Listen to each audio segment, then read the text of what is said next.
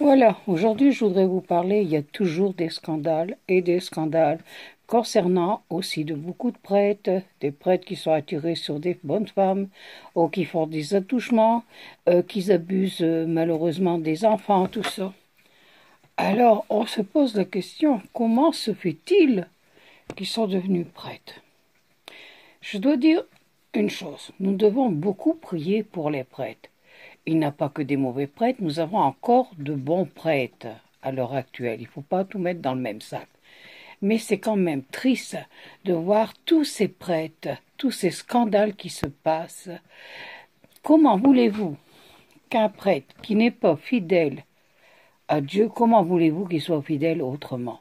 Ce qu'on m'a dit hier, on m'a fait cette réflexion, vous ne croyez pas que si les prêtres se mariaient, les prêtres catholiques, ce serait beaucoup mieux? Moi, j'ai répondu, si un prêtre n'est pas fidèle à Jésus, il ne peut pas être fidèle à une femme. Bon, il faut bien se dire une chose, qu'après, quand il est ordonné diacre et tout, il s'engage à la vie de célibataire. Donc, il faut savoir qu'est-ce que c'est. Hein? Mais malheureusement, aujourd'hui, on signe un tas de papiers et puis bon, on s'en fout complètement, quoi. Aujourd'hui, c'est le diable qui est là à tous les coins des fenêtres, des portes et tout, et qui tente les prêtres et tout. Et malheureusement, il y a beaucoup aussi quand on parle d'adultes, des femmes aussi qui cherchent après des prêtres, parce qu'elles croient que c'est beaucoup mieux. Mais c'est un grand malheur, comme l'Église est salie. Je disais la fois dernière, l'Église est malade. Bien sûr, c'est la vérité.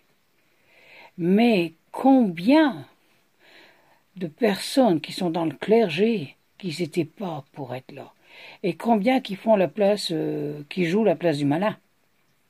Quand je dis le malin, c'est le diable. Et c'est triste. Donc, prions pour ces prêtres. Demandons pardon au Seigneur. Et puis, qu'ils aient une sanction, mais une sanction ferme. Oui, je sais. Hier, dans mes propos avec des amis que je parlais, j'ai dit on devrait les castrer, ces prêtres-là. Bon, excusez-moi, mais c'est vrai, quand on voit tout ce qu'ils font des saloperies, je m'excuse de parler comme ça sur des enfants et tout, des enfants en bas âge et tout, hein. C'est quand même pas normal. Et il ne faut pas salir le nom de Dieu comme ça. Il faut avoir le respect du nom de Dieu, le respect complet, le dévouement.